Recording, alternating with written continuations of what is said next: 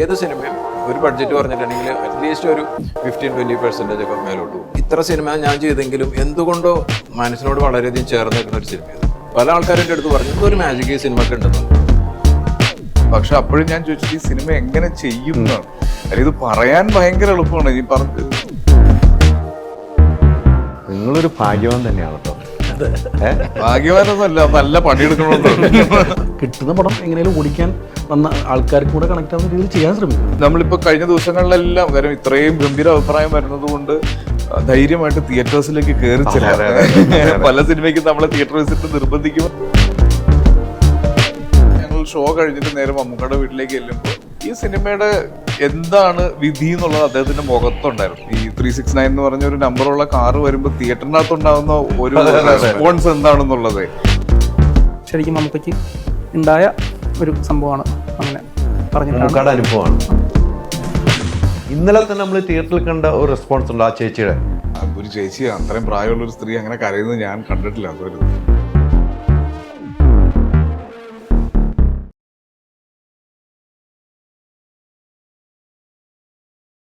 നമസ്കാരം. ഒരു സിനിമ ഇന്നലെ ഞാൻ നേരിട്ട് പോയി തിയേറ്ററിൽ നിന്ന് കണ്ടു, വളരെയധികം ഇഷ്ടപ്പെട്ടു. അതിനുശേഷം എനിക്ക് ആ വിജയശില്പികളെല്ലാവരെയും ഒരുമിച്ച് കിട്ടണമെന്ന ആഗ്രഹം. എല്ലാവരും ഇല്ല എങ്കിലും ഉള്ളവരെ കൂട്ടിയ ഒരു ഷോ. എല്ലാവർക്കും നമസ്കാരം. നമസ്കാരം ആസിഫേ, 2025 തുടക്കം ഗംഭീരം, അടിപൊളി, പറയാതിരിക്കാൻ പറ്റില്ല. ഇന്നലെ സിനിമ കണ്ടു. അതിന് എനിക്ക് പ്രൊഡ്യൂസർ, നമ്മുടെ എഡിറ്റർ ഇവിടെ എല്ലാ ഹിറ്റുകളും നൽകിയിട്ട് ഇവിടെ വന്ന് പമ്മിയിരിക്കുവാണ്.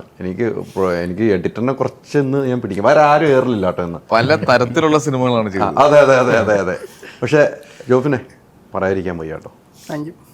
ഇത്ര നാളത്തെ വേണിച്ചേട്ടൻ കൈവച്ചതെല്ലാം പൊന്നായിക്കൊണ്ടിരിക്കുകയാണ്. ദൈവത്തിൻ്റെ അനുഗ്രഹം. അതെ. എന്തായാലും ഒരു രേഖാചിത്രം ഉണ്ടാകണമെങ്കിൽ അത് മമ്മൂക്ക സമ്മതിക്കണം, മമ്മൂട്ടി ചേട്ടൻ സമ്മതിക്കണം. നിങ്ങളെല്ലാവരും പറഞ്ഞു മമ്മൂട്ടി ചേട്ടനെ കൊണ്ട് എങ്ങനെ സമ്മതിപ്പിച്ചു ജോഫിൻ?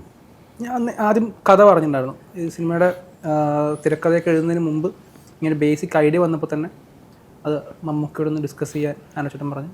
അങ്ങനെ പോയി കഥ പറഞ്ഞു. നീ ചെയ്തോടാ എന്ന് പറഞ്ഞിട്ടാണ് തുടങ്ങിയത്. എന്നിട്ടാണ് സ്ക്രിപ്റ്റ് എഴുതാൻ തുടങ്ങിയത്. കാരണം അല്ലാതെ ആ ഒരു സമ്മതം ഇല്ലാതെ നമുക്കത് എഴുതിയിട്ട് ലാസ്റ്റ് നടന്നില്ലെങ്കിൽ കാര്യമില്ല. അപ്പോൾ നമുക്ക് സമ്മതിച്ചിട്ടാണ് സിനിമ എഴുതാൻ തുടങ്ങിയത്. എഴുതാൻ തുടങ്ങുന്നതിന് മുമ്പ് തന്നെ മമ്മൂക്കാരുടെ അടുത്ത് ചെല്ലും. ബേസിക് ഐഡിയ നമുക്കടുത്ത് പറഞ്ഞു. ഫസ്റ്റ് ഐഡിയ പറഞ്ഞു. ആസിഫ് ഈ ഒരു സിനിമ കണ്ടു കഴിഞ്ഞപ്പം ആസിഫ് വേറെ എവിടെയൊക്കെ എത്തി ഇപ്പോൾ? തീർച്ചയായിട്ടും ഇപ്പം ആസിഫിന്റെ അഭിനയത്തിന്റെ ഞാൻ പറഞ്ഞില്ല, ആസിഫിനെ പണ്ട് തൊട്ട് നമ്മൾ കാണുന്ന ആളുകൾ ഒത്തിരി സിനിമകൾ കണ്ടു. വേറെ റേഞ്ചിലേക്ക് ആസിഫ് അലി എന്ന് എൻ്റെ തൊടുപുഴക്കാരൻ എത്തിയ അഭിമാന മുഹൂർത്തം കൂടെയാണ് കേട്ടോ. സത്യസന്ധമായിട്ട് ഞാൻ പറയാം, ഒരേ നാട്ടുകാരനും കൂടെയാണ്. പക്ഷെ അത്രയും അഭിമാനിക്കുന്നു ഞാൻ. അല്ല, ഇതില് ഇപ്പം ഇത്രയും സിനിമകൾ ഒരുപാട് ആളുകളുടെ കൂടെ ചെയ്യുന്നു. അപ്പം നമ്മളറിയാതെ നമുക്കുണ്ടാകുന്ന കുറേ മാറ്റങ്ങളുണ്ട്. പിന്നെ നല്ല സിനിമകൾ സംഭവിക്കണമെങ്കിൽ തീർച്ചയായിട്ടും അതിൻ്റെ എല്ലാ ഫാക്ടേഴ്സും നന്നാവണം. അപ്പോൾ അത്തരത്തിലുള്ള സിനിമയുടെ ഭാഗമാവാൻ തുടങ്ങിയപ്പോഴാണ് എനിക്ക് തോന്നുന്നത് ഇപ്പോൾ ഈ പറഞ്ഞ 2024 സംഭവിച്ചതുപോലെ നല്ല സിനിമകൾ കിട്ടിയത്. അപ്പോൾ എൻ്റെ എല്ലാ വിജയങ്ങളുടെയും ക്രെഡിറ്റ്സ് പോകുന്നത് എൻ്റെ ടീമിന് തന്നെയാണ്. അപ്പോൾ അവർ എല്ലാവരും ഒത്തൊരുമിച്ച് നിന്നതുകൊണ്ടാണ് ആ സിനിമകളെല്ലാം വിജയിച്ചത്. പ്രത്യേകിച്ച് ഇപ്പോൾ രേഖാചിത്രത്തിനെ എടുത്ത് പറയുമ്പോൾ ഇപ്പം അല്ലി ചോദിച്ച പോലെ ഈ സിനിമ സംഭവിക്കണമെങ്കിൽ ഇതിന് മസ്റ്റായിട്ട് വേണ്ട കുറേ ഫാക്ടേഴ്സ് ഉണ്ടായിരുന്നു. ഈ സിനിമ സംഭവിക്കണമെങ്കിൽ ഇതിൻ്റെ ഫസ്റ്റ് സ്റ്റെപ്പ് എടുത്ത് വെക്കണമെങ്കിൽ തീർച്ചയായിട്ടും നമുക്കവിടെ പെർമിഷൻ വേണം എന്ന് പറയുന്നത് പോലെ തന്നെ ഈ സിനിമ കണ്ട എല്ലാവർക്കും അറിയാം ഇതിൻ്റെ കുറേ കാര്യങ്ങൾ കോർഡിനേറ്റ് ചെയ്ത് കൊണ്ടുവരാൻ ഒരുപാട് പേരുടെ പെർമിഷൻസ് വേണം. ഒരുപാട് നമ്മൾ ഒരു പണ്ട് ഓൾറെഡി എസ്റ്റാബ്ലിഷ്ഡ് ആയിട്ടിരിക്കുന്ന ഒരു ചരിത്രത്തെ നമ്മൾ നമ്മുടേതായ രീതിയിൽ വ്യാഖ്യാനിക്കുകയാണ്. അപ്പോൾ അതിന് ആ മാറ്റങ്ങൾ കൊണ്ടുവരാൻ ഒരുപാട് പേരെ നേരിട്ട് കാണണം, അവരുടെ പെർമിഷൻസ് എടുക്കണം, അവരുടെ ലുക്കലൈക്സിനെ കണ്ടുപിടിക്കണം എന്നൊക്കെ പറഞ്ഞ ഒരുപാട് കാര്യങ്ങളുണ്ട്. സിനിമയുടെ ഒഫീഷ്യലായിട്ടുള്ള ക്ലറിക്കൽ ജോബ്സ് കുറേ ഉണ്ട്. ആൻഡ്രോ ജോസഫ് എന്ന് പറഞ്ഞ ഒരു വ്യക്തിയാണ് അതിന് മുന്നിൽ നിന്നത്. പിന്നെ എടുത്തു പറയേണ്ടത് വേണുചേട്ടൻ. ഇദ്ദേഹം പേഴ്സണലി ഞാൻ 2018 എന്ന് പറഞ്ഞ സിനിമ ഞങ്ങൾ ഷൂട്ട് ചെയ്യുമ്പോൾ അത്രയും വലിയൊരു സിനിമ അത് സംഭവിക്കണമെങ്കിൽ, പ്രത്യേകിച്ച് മലയാളം പോലത്തെ ഒരു കൊച്ചു ഇൻഡസ്ട്രിയാണ്, നമ്മുടെ കുഞ്ഞ് ഇൻഡസ്ട്രിയാണ്. ആ ഇൻഡസ്ട്രിയിൽ അത്രയും വിശ്വസിച്ച് ബ്ലൈൻഡായിട്ട് ആ സിനിമയ്ക്ക് ആവശ്യമുള്ളതെല്ലാം ചെയ്യാൻ റെഡിയായിട്ട് മുന്നോട്ട് വരുന്ന ഒരു നിർമ്മാതാവ്, അങ്ങനെ ഒരു ഫാക്ടർ, അത് വലിയൊരു ഫാക്ടറാണ്. അപ്പോൾ ഇവർ 3 പേരുടെയും ഒരു ബ്ലെസ്സിങ്ങിലാണ് ഇന്ന് കാണുന്ന ഒരു വിജയത്തിലേക്ക് ഈ സിനിമ എത്തിയത്. അപ്പോൾ അതിന് ശരിക്കും അതെല്ലാം എൻ്റെ വിജയം മാത്രമായിട്ട് ഞാൻ ഒരിക്കലും എടുക്കുന്നില്ല മനസ്സിലേക്ക്. ഇത് ഒരു കൂട്ടായ്മയുടെ വിജയമാണ്. തീർച്ചയായിട്ടും കൂട്ടായ്മയുടെ വിജയം തന്നെ. വേണിച്ചേട്ടൻ്റെ ഇൻ്റർവ്യൂ ഞാൻ കഴിഞ്ഞ ദിവസം എടുത്തിരുന്നു, പടം റിലീസിന് മുമ്പ് എടുത്തിരുന്നു. അപ്പോൾ വേണിച്ചേട്ടൻ എന്നോട് പറഞ്ഞ ഒറ്റ പോയിന്റ് ഇപ്പോഴുണ്ട്, ഈ സിനിമ സൂപ്പർ ഹിറ്റ് ആയിരിക്കും, ഒരു മാറ്റമാണ്, നിങ്ങൾ കാണാത്ത തരത്തിലുള്ളൊരു സിനിമ ആയിരിക്കും വേണിച്ചേട്ടൻ. അത് ഈ സിനിമയുടെ എല്ലാ ഘട്ടങ്ങളിലും വേണിച്ചേട്ടന് ഈ കോൺഫിഡൻസ് ഉണ്ടായിരുന്നു. കാര്യം ഞങ്ങൾ പറയുമായിരുന്നു, ഈ എല്ലാ 4 ദിവസം കൂടുമ്പോഴും ഒരു ടീച്ചർ വരുമല്ലോ നമ്മുടെ സ്കൂളിലേക്ക്, ക്ലാസ് റൂമിലേക്ക് വന്നിട്ട് ഇതുവരെ പഠിപ്പിച്ചതൊക്കെ ഒന്ന് പറഞ്ഞ് എന്ന് പറയുന്ന പോലെയായിരുന്നു വേണിച്ചേട്ടൻ. അപ്പൊ എനിക്ക് ശരിക്കും നമ്മൾ ആവശ്യപ്പെടുന്ന പൈസ മുടക്കുന്ന ഒരു നിർമ്മാതാവ് എന്നതിനേക്കാൾ മുകളിൽ വേണിച്ചേട്ടൻ സിനിമയോടുള്ള ഒരു അടുപ്പം, അല്ലെങ്കിൽ ഈ സ്ക്രിപ്റ്റിനോട് അദ്ദേഹം കാണിക്കുന്ന ഒരു എക്സൈറ്റ്മെന്റും, ഇതിലെ ടെക്നിക്കലി ആവശ്യമുള്ള കാര്യങ്ങളൊക്കെ പ്രൊവൈഡ് ചെയ്യുമ്പോൾ അദ്ദേഹത്തിനുള്ള ഒരു അറിവ്, അതൊക്കെ നമ്മൾ അനുഭവിച്ചിട്ടുണ്ട് ഈ സിനിമയിൽ. എല്ലാ 4 ദിവസം കൂടുമ്പോഴും ഇദ്ദേഹത്തിന്റെ ദുബായിൽ നിന്നുള്ള ഓരോ വരവിലും വന്നിട്ട് അതുവരെ എടുത്ത സിനിമ വന്ന് ലൊക്കേഷനിൽ വന്ന് അതുവരെയുള്ള സീൻ കാണും, അത് കൊണ്ടുവന്ന് ഇവിടെ തിയേറ്ററിൽ ഇരുന്ന് കാണും, എന്നിട്ട് അതിന്റെ കൃത്യമായ അഭിപ്രായങ്ങൾ പറയും, കാസ്റ്റിങ്ങിനെ പറ്റി പറയും. അപ്പൊ അത് ശരിക്കും ഇതിന്റെ എല്ലാ സ്റ്റേജിലും വേണുചേട്ടന് ഈ കോൺഫിഡൻസ് ഉണ്ടായിരുന്നു. എൻ്റെ അടുത്ത് പല സമയത്ത് സംസാരിക്കുമ്പോഴും ഈ സിനിമയെ പറ്റിയിട്ട്, ഇതിന്റെ മാർക്കറ്റിങ്ങിനെ പറ്റിയിട്ടും, ഇത് ഏത് സമയത്ത് റിലീസ് ചെയ്യണം എന്നുള്ളതിന് വരെ പ്ലാൻഡ് ആയിട്ടാണ് ഇദ്ദേഹം നിന്നത്. അതേപോലെ നമുക്കൊരു കോൺഫിഡൻസ്, അതായത് നമ്മൾ ചെയ്യുന്ന കാര്യങ്ങൾ കറക്റ്റ് ആണെന്ന് പറയുന്ന സംഭവം ഇതിൻ്റെ പ്രൊഡ്യൂസർ ഓരോ ദിവസം കണ്ടിട്ട്, ഓരോ പ്രാവശ്യം അത് അടുപ്പിച്ചുള്ള ദിവസങ്ങളിൽ കാണും, ഒരു 10 ദിവസം ഗ്യാപ്പിൽ അതുവരെ എടുത്ത് എല്ലാം കണ്ടു കഴിഞ്ഞിട്ട് വിളിച്ച് ഗംഭീരമായി എന്ന് പറയുമ്പോൾ നമുക്ക് അടുത്ത് എടുക്കാനുള്ളൊരു കോൺഫിഡൻസ് ഉണ്ടല്ലോ, അത് ഭയങ്കര. തീർച്ചയായിട്ടും വേണിച്ചേട്ടാ, അതുകൊണ്ട് തന്നെയാണല്ലോ എന്നോട് അത്ര ഉറപ്പ് പറഞ്ഞു, ഇത് അലി പ്രതീക്ഷിക്കുന്ന പോലെ ആയിരിക്കില്ല എന്ന് പറഞ്ഞു. അല്ല, ഇതെന്താണെന്നറിയോ ഹൈദരെ, അതായത് ഒരു പ്രൊഡ്യൂസർ എന്നുള്ള രീതിയിൽ നമ്മൾ സ്ഥിരമായിട്ട് സ്റ്റോറികൾ കേട്ടുകൊണ്ടേയിരിക്കും.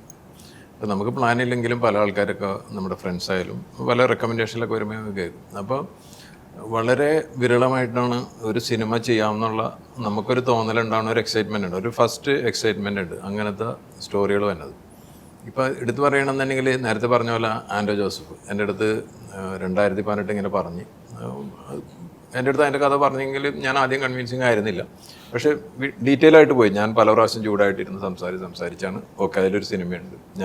ഞാൻ ആകെ ഒരു കാര്യം പറഞ്ഞതെന്ന് വെച്ചിട്ടുണ്ടെങ്കിൽ അതിലൊരു സ്റ്റോറി ഇല്ല, പക്ഷേ അതൊരു ഹോളിവുഡ് ലെവലിൽ എടുത്തു കഴിഞ്ഞിട്ടുണ്ടെങ്കിൽ നമ്മളതൊരു ഇതാവും. അപ്പോൾ അതിൻ്റെ പ്ലാൻ എന്താണ്, പ്രോപ്പർ പ്ലാനിങ്ങിൻ്റെ തന്നു. അപ്പോൾ അത് സിനിമയായി.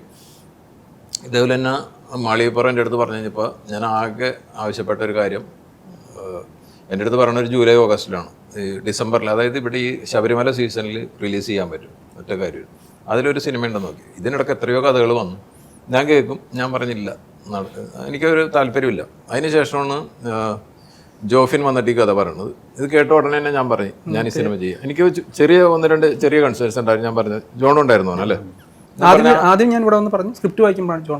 അതെ. അപ്പം ഞാൻ പറഞ്ഞ അതിലിങ്ങനെ 1-2 പോയിന്റുകൾ എൻ്റെ ഒരു സംശയം പറഞ്ഞു. അപ്പോൾ അത് സ്വാഭാവികമായിട്ട് ഞാനൊരു കഥ ഇത് കേൾക്കുന്ന സമയത്ത് ഒരു വിഷ്വലൈസ് ചെയ്തിട്ട് തന്നെയാണ്, ഇത് ഒരു തിയേറ്ററിൽ നമ്മൾ കാണുന്ന ഒരു ഇതിലിരുന്ന് കഴിഞ്ഞിട്ട് തന്നെയാണ്. അപ്പോൾ ചില സമയത്ത് നമുക്ക് തോന്നും അവിടെ എങ്ങനെയാണെങ്കിലും അങ്ങനെ സംഭവിക്കുമെന്ന്. ആ രീതിയിൽ അവർക്ക് അത് കുറച്ച് കാര്യങ്ങൾ മനസ്സിലായിരുന്നു. എന്തായാലും അപ്പോൾ ചില കണക്കൂട്ടലുകൾ കറക്റ്റായിട്ട് തന്നെ. അപ്പോൾ ഈ അടുത്ത കാലത്ത് ഒരു കേട്ടാക്കണ കഥകൾ വെച്ച് നോക്കുമ്പോൾ എന്ന് പറഞ്ഞാൽ എനിക്കൊരു ബ്രില്യൻ സാധനം ഒന്ന് ഇതറിയാം. അതുകൊണ്ടാണ് ഓൺ ദ സ്പോട്ട് ഞാൻ എഗ്രി ചെയ്യും. ബഡ്ജറ്റ് പിന്നെ നമ്മൾ അതിനെപ്പറ്റി ഒന്നും സംസാരിച്ചിട്ട് തന്നെ ഇല്ല, നമ്മളത് ചെയ്ത്. ഇപ്പോൾ ബാക്കി എല്ലാ സിനിമകളെ മാറ്റി നിർത്തി കഴിഞ്ഞിട്ട് നമ്മൾ പ്രൊമോഷനും ഒരു പിശുക്കും കാണിച്ചിട്ടില്ല. ആ രീതിയിൽ തന്നെ നമ്മൾ ചെയ്ത് എല്ലാ കാര്യങ്ങളും അങ്ങനെ തന്നെയായിരുന്നു വെച്ചാൽ. പിന്നെ ഇതിലെടുത്ത് പറയേണ്ടത്, ഞാൻ അന്നത്തെ ഇൻ്റർവ്യൂവിൽ പറഞ്ഞിരുന്നു, നമ്മൾ കുറേ ആൾക്കാർ, ഞാൻ ജോഫിനെ എടുത്തി കഴിഞ്ഞിട്ട് പൊക്കി പറഞ്ഞതല്ല, എപ്പോഴും കുറേ കഴിയുമ്പോൾ എന്ന് പറഞ്ഞാൽ നമ്മൾ പല പ്രാവശ്യമെങ്കിലും ചിന്തിക്കും ഇതിലോട്ട് വരണ്ടായിരുന്നു. ഒരു നമുക്ക് എപ്പോഴും ഒരു തലവേനായിരിക്കുള്ളൂ. പറഞ്ഞ പല രീതിയിലും പല പ്രശ്നങ്ങളുണ്ട്. ഇത് ഒരു പ്രാവശ്യം പോലും അങ്ങനെ ഞാൻ ജോഫിനായിട്ട് അങ്ങനെ ഒരു സംസാരിച്ചിട്ടില്ല, വളരെ സ്മൂത്തായിട്ട്. പിന്നെ എടുത്ത് പറയേണ്ടത്, ഏത് സിനിമയും ഒരു ബഡ്ജറ്റ് പറഞ്ഞിട്ടുണ്ടെങ്കിൽ അറ്റ്ലീസ്റ്റ് ഒരു 15-20% ഒക്കെ മേലോട്ട് പോകും. ഇതെനിക്ക് തോന്നുന്നു നമ്മുടെ അടുത്ത് പറഞ്ഞ ആ ബഡ്ജറ്റ് പോലും എത്തിയില്ല, ഷൂട്ടിംഗ് ഡേയ്സും കുറഞ്ഞു. അപ്പോൾ ഇതെല്ലാം പോസിബിളാണ്. പക്ഷെ അത് ഈ പറയുന്ന ആസിഫ് ഇവരെല്ലാവരും കൂടി ചേർന്ന് നിന്ന് കഴിഞ്ഞിട്ട് തന്നെ. അപ്പോൾ അത് ഒരു എന്തെന്നാണ് പറയണത്. പിന്നെ ഈ സിനിമ കണ്ട സ്ഥിതിക്ക് അതും കൂടി ഞാൻ പറയണം. അതായത് ഞങ്ങൾ ഇത്ര സിനിമ ഞാൻ ചെയ്തെങ്കിലും എന്തുകൊണ്ടോ മനസ്സിനോട് വളരെയധികം ചേർന്ന് നിൽക്കുന്ന ഒരു സിനിമ ഇത്. എന്തോ നമ്മളൊരു അതിലോട്ടൊരു ഇതുണ്ട്. പല ആൾക്കാരും എൻ്റെ അടുത്ത് പറഞ്ഞു എന്തോ ഒരു മാജിക് ഈ സിനിമക്ക് ഉണ്ടെന്ന് പറഞ്ഞു. അതെനിക്ക് തോന്നുന്നു ആ രേഖയുടെ ഒരു അവസാനമുള്ള ഇതുകൊണ്ടൊക്കെ ആയിരിക്കാം നമുക്ക് അങ്ങനെ തോന്നുന്നത്. അപ്പോൾ അതുകൊണ്ട് ഇത് വല്ലപ്പോഴും മാത്രം നടക്കുന്ന ഒരു കാര്യമാണ്. അതായത് ഒരു പ്രൊഡ്യൂസറിനെ സംബന്ധിച്ചൊരു കഥ കേൾക്കുന്ന സമയത്ത് കുറേ സ്വപ്നങ്ങളും പ്രതീക്ഷകളൊക്കെ ഉണ്ടാവും. ഇത് ആ സ്വപ്നത്തിനൊക്കെ എത്രയോ മേലോട്ട് പോയി, നമ്മുടെ പ്രതീക്ഷയുടെ എത്രയോ മേലോട്ട് പോയി. കാശുണ്ടാക്കൽ മാത്രമല്ല, നമുക്ക് അതുകൊണ്ട് പല രീതിയിൽ ഒരാൾ നമ്മൾ വിളിച്ച് അപ്രീഷിയേറ്റ് ചെയ്യണം എന്ന് പറഞ്ഞാൽ തന്നെ വലിയ കാര്യം. പിന്നെ അതാണ് പ്രത്യേകിച്ച് ഏറ്റവും പരാജയങ്ങൾ കൂടി വന്ന ഒരു സമയത്ത് ഇതേപോലത്തുള്ള വിജയങ്ങൾ എന്ന് പറഞ്ഞു കഴിഞ്ഞാൽ നമുക്ക് മാത്രമല്ല, അല്ലെങ്കിൽ ഇതിൽ വർക്ക് ചെയ്താക്കുന്ന ആൾക്കാർക്ക് മാത്രമല്ല, മൊത്തം ഈ മലയാളം ഇൻഡസ്ട്രിയിൽ തന്നെ എന്ന് പറഞ്ഞിട്ടുണ്ടെങ്കിൽ അതൊരു പോസിറ്റീവ് വൈബ് ഉണ്ടാക്കുമെന്നാണ് ഞാൻ പ്രതീക്ഷിക്കുന്നത്. തീർച്ചയായിട്ടും ഈ ആസിഫ് തന്നെയാണല്ലോ ഈ സബ്ജക്റ്റിൽ ആദ്യം തന്നെ. ജോഫിൻ്റെ മനസ്സിൽ ആസിഫ് തന്നെയായിരുന്നല്ലോ. ആസിഫ് ഈ കഥ കേട്ട് കഴിഞ്ഞപ്പോൾ ഇത്തരം ഒരു സബ്ജക്റ്റാണല്ലോ, പഴയ കാലഘട്ടം എല്ലാം ഉണ്ട്. ആ സബ്ജക്റ്റ് ആസിഫ് എനിക്കിത് ചെയ്യാം, എനിക്ക് ധൈര്യമാണ് ഈ സിനിമയെന്ന് മനസ്സിലിടാനുള്ള ഒരു സ്ക്രിപ്റ്റിൻ്റെ ആഴം തന്നെ ആയിരിക്കും. പക്ഷെ എങ്ങനെയായിരുന്നു അതിലേക്കൊന്ന് തീരുമാനിച്ചത്? എനിക്ക് ഇതിന്റെ സ്ക്രീൻ പ്ലേ ആണ് എന്നെ എക്സൈറ്റ് ചെയ്യിപ്പിച്ചത്. ഇത് പറഞ്ഞു വരുന്ന രീതി, ഇത് എസ്റ്റാബ്ലിഷ് ചെയ്യുന്നത്, ഈ പെർട്ടിക്കുലർ സിനിമയായിട്ട് കണക്ട് ചെയ്യുന്നതും അതിന്റെ ആ കണക്ഷൻസും ശരിക്കും നമുക്ക് ബിലീവബിൾ ആയിരുന്നു. ഇപ്പൊ ഈ സിനിമ കണ്ടു കഴിഞ്ഞിട്ട് ആളുകൾ വീണ്ടും പോയി ആ പഴയ സിനിമ എടുത്ത് കാണുന്നു, ആ പാട്ട് പ്ലേ ചെയ്തിട്ട് ഈ ക്യാരക്ടർ അതിലുണ്ടോ എന്ന് നോക്കുന്നു എന്നൊക്കെ പറയുന്ന രീതിയിൽ ഓഡിയൻസിന് കൺവിൻസ് ചെയ്ത പോലെ തന്നെയാണ് എനിക്കും ഫസ്റ്റ് ഫീൽ ചെയ്തത്. പക്ഷെ അപ്പോഴും ഞാൻ ചോദിച്ചത് ഈ സിനിമ എങ്ങനെ ചെയ്യും എന്നാണ്. അല്ലെങ്കിൽ ഇത് പറയാൻ ഭയങ്കര എളുപ്പമാണ്. ഈ നമുക്ക് സ്ക്രിപ്റ്റ് ആയിട്ട് പറയുമ്പോൾ ഇതിങ്ങനെ കൊണ്ടുവന്ന് ബിലീവബിൾ ആയിട്ട് നറേറ്റ് ചെയ്യാം. പക്ഷെ ഇത് മേക്ക് ചെയ്യുമ്പോൾ ഈ പറയുന്ന പെർമിഷൻസ് മുതൽ ടെക്നോളജി വരെയുള്ള കാര്യങ്ങളെ നമ്മൾ അത്രയും ബ്ലൈൻഡ് ആയിട്ട് വിശ്വസിച്ചിട്ടാണ് ഇത് ചെയ്യാൻ തീരുമാനിക്കുന്നത്. പക്ഷെ ഒരു പോയിന്റിൽ പോലും ഈ പറഞ്ഞ ഒരു കൺഫ്യൂഷനോ ഒന്നും ഞങ്ങൾക്ക് ഷൂട്ടിന്റെ ടൈമിൽ ഫീൽ ചെയ്തില്ല. എനിക്ക് സ്ക്രീൻ പ്ലേ ആയിരുന്നു ഇതിന്റെ എല്ലാം ആദ്യത്തെ എന്നെ കൺവിൻസ് ചെയ്ത ഏറ്റവും വലിയ കാര്യം. ഏറ്റവും വലിയ ജോണെ, ഈ സ്ക്രിപ്റ്റ് എഴുതുന്ന സമയത്ത് മമ്മൂക്കാടെ സിനിമ അതിൽ നിന്നാണ് സബ്ജക്റ്റ് വന്നത്. ആ സിനിമ എത്ര പ്രാവശ്യം കണ്ടു കാണും? കാതോടുകാതരം ആദ്യം മുതലേ പണ്ട് മുതലേ കണ്ടിട്ടുള്ളതാണ്. പിന്നെ ഈ സ്ക്രിപ്റ്റിൻ്റെ സമയത്തും സിനിമ 1-2 പ്രാവശ്യം കണ്ടു. പിന്നെ അതുപോലെ പല ഇൻ്റർവ്യൂസും കണ്ടു. ഈ സിനിമയുടെ അന്ന് ഷൂട്ട് ചെയ്യുന്ന പശ്ചാത്തലത്തിലും പിന്നീട് ഒരുപാട് കാലമായ സിനിമയാണല്ലോ. അപ്പോൾ അതിനകത്ത് സിനിമയിൽ ഉപയോഗിക്കാൻ പറ്റുന്ന കാതോടുകാതരത്തിലെ എലമെൻറ്റ്സ്, പ്രത്യേകിച്ച് ആർട്ടിലുള്ള ഡീറ്റെയിലിങ്, അതൊക്കെ ഇപ്പോഴും ആൾക്കാർ സ്പോട്ട് ചെയ്ത് തുടങ്ങിയിട്ടില്ല. അപ്പം അങ്ങനത്തെ കാര്യങ്ങൾ കിട്ടാൻ വേണ്ടി പലതവണ കണ്ടു ഞങ്ങൾ ഒരുമിച്ചും. അങ്ങനെ പിന്നെ ജോഫിനായിട്ട് തന്നെ പല സോഴ്സ് മെറ്റീരിയൽസ് എല്ലാം നമുക്ക് ഷെയർ ചെയ്യുകയും ചെയ്തു. അപ്പം അങ്ങനത്തെ സാധനങ്ങളെല്ലാം വെച്ചിട്ടാണ് എൻ്റെ സ്ക്രീൻ പ്ലേ വർക്ക് ചെയ്തത്. ഇദ്ദേഹത്തിനെ സംബന്ധിച്ച്, ഷമീറിനെ സംബന്ധിച്ച് എല്ലാം ഹിറ്റായി ഇടയ്ക്ക്. വീണ്ടും ഹിറ്റ്, അടുത്ത ഹിറ്റിലേക്ക് പോകണം. നിങ്ങളൊരു ഭാഗ്യവാൻ തന്നെയാണ് കേട്ടോ. ഭാഗ്യവാനൊന്നുമല്ല, നല്ല പണിയെടുക്കണമല്ലോ. അല്ല, 300 എത്ര വർഷം നമ്മൾ കഴിഞ്ഞ ദിവസം കണ്ടൊരു കഥ പറഞ്ഞല്ലോ, ഒരു കഥ, ഒരു സിനിമ ഇട്ടിട്ട് വന്നില്ലേ? എത്ര നാളായിരുന്നു വർക്ക് ചെയ്ത്? അതിനെപ്പറ്റി അല്ല, എത്ര നാളെ വർക്ക് ചെയ്തോണ്ട് എത്ര ആളായിരുന്നു? 300 ദിവസം. ഒരു മനുഷ്യൻ, ഒരു എഡിറ്റർ ഇരിക്കുന്നതിൻ്റെ ഒരു അവസ്ഥ നമ്മൾ വലുതാണ്. എഡിറ്ററിൻ്റെ കയ്യിലാണ് ഇരിക്കുന്നത്. ഇതിൽ കുറേ കത്രയെ വെച്ചിട്ടുണ്ടല്ലേ? അല്ല, അത്ര അധികമൊന്നുമില്ല. ഇല്ല, അങ്ങനെ വെക്കേണ്ട വന്നില്ല. നോർമലി ഉള്ള പോലത്തെ. എത്ര മണിക്കൂറുണ്ടായിരുന്നു? 3 മണിക്കൂർ അടുത്ത് അത്രയൊക്കെ ഉണ്ടായിരുന്നുള്ളൂ. അത് നമ്മളൊരു 45 മിനിറ്റ് കഷ്ടി. 45 മിനിറ്റ് ഉള്ളൂ. ഏറ്റവും കുറവ് ഇത് ഈ സിനിമയ്ക്കായിരിക്കും തോന്നുന്നു കത്രയെ വെച്ചേക്കണം. അല്ലേ? ഡിജിറ്റൽ ആയതിനു ശേഷം അത്യാവശ്യം എല്ലാ പടവും അത്യാവശ്യം ലെങ്ത് അല്ല, വേണിച്ചേട്ടൻ പറഞ്ഞതും അതാണ്. എനിക്ക് പൈസ പറഞ്ഞത്ര ആയില്ല, ഡേറ്റ് കുറഞ്ഞു, അപ്പോൾ ആ ഷൂട്ട് അങ്ങനെ തീർത്തുന്നുള്ള ജോഫിനൊക്കെ കൂടി. അതെ അതെ അതെ, അതിലൊരു എളുപ്പം ഷമീറിനുണ്ടായി. പിന്നെ ഇതിലേറ്റവും ഇപ്പം എനിക്ക് ഇഷ്ടപ്പെട്ട സീനുകളാണ്. എഡിറ്റിംഗ് സമയത്ത് ആ ടേബിളിൽ വരുമ്പോൾ ഏറ്റവും ഒരു ഫീൽ ചെയ്ത സീൻ ഏതായിരിക്കും? എഡിറ്റിംഗ് ടേബിൾ വന്നപ്പോൾ ലാസ്റ്റത്തെ മറ്റേ ജഗദീഷിൻ്റെ എപ്പിസോഡ് തൊട്ടുള്ള ഇത്. ഞാനെന്താ വെച്ചാൽ ഫസ്റ്റ് എഡിറ്റ് ചെയ്യുന്ന സമയത്ത് സെക്കൻഡ് ഹാഫ് തുടങ്ങി, രേഖയുടെ ഒരു ട്രാക്ക് വന്നു, അത് കഴിഞ്ഞാൽ മറ്റേ പെൺകുട്ടിയുടെ ഇത് വന്നു. ഞാൻ എന്നിട്ട് ജോഫിനെ വിളിച്ചവരോട് ഇത് കഴിഞ്ഞ് ഇനി ഒരു കഥയും കൂടെ വരിക, അത് ആൾക്കാർക്ക് എങ്ങനെ കണക്റ്റ് ആവും ചോദിച്ചു ഞാൻ.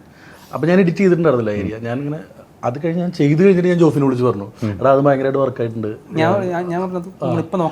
ഇവനെടുത്ത് പറഞ്ഞു, എടാ ഇപ്പോൾ നോക്കണ്ട പറഞ്ഞു. കാരണം ഞാൻ ചെയ്തിട്ടുണ്ടായിരുന്നു. ഞാൻ നോക്കുമ്പോൾ സെക്കൻഡ് ഹാഫ് തുടങ്ങി, ഒരു കഥ കഴിഞ്ഞ് അടുത്ത കഥ വന്നു, പിന്നെ ഒരു സാധനം കൂടെ വരുമ്പോൾ ഞാനത് എങ്ങനെ നിൽക്കും ഇങ്ങനെ ആലോചിച്ചുകൊണ്ടിരിക്കുന്നത്. പക്ഷേ ഞാൻ എഡിറ്റ് ചെയ്ത് വന്ന സമയത്ത് എനിക്ക് ഭയങ്കരമായിട്ട് വർക്കൗട്ടായിട്ട് ഞാൻ ജോഫിനെ വിളിച്ച് പറഞ്ഞു വീണ്ടും, അത് നല്ല രസമുണ്ടെന്ന് പറഞ്ഞു. ഓരോ സിനിമകളും ഇങ്ങനെ വിജയം കാണുമ്പോൾ ഉണ്ടാകുന്നൊരു സന്തോഷമുണ്ടല്ലോ, അത് നമുക്ക് പറഞ്ഞറിയിക്കുന്ന അപ്പുറത്തേക്കാണ്. ഇപ്പം ഈ വർഷം ആദ്യത്തെ സിനിമയാണ് ഈ വിജയം. കഴിഞ്ഞ വർഷം എൻഡിൽ നിൽക്കുമ്പോൾ സിനിമ വിജയിക്കുന്നു.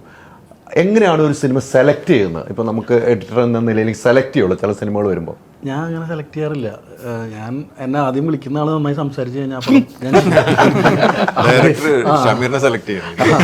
അത് ഫസ്റ്റ് ഇപ്പോൾ ഇത്ര വലിയ പടമായാലും, ഞാൻ വലിയ പടങ്ങളൊക്കെ വിട്ടിട്ടുണ്ട്, പക്ഷെ അത് വിളിക്കുന്ന ആൾക്കാരോട് കുറേ നാൾ നമ്മൾ ട്രാവൽ ചെയ്യണമല്ലോ.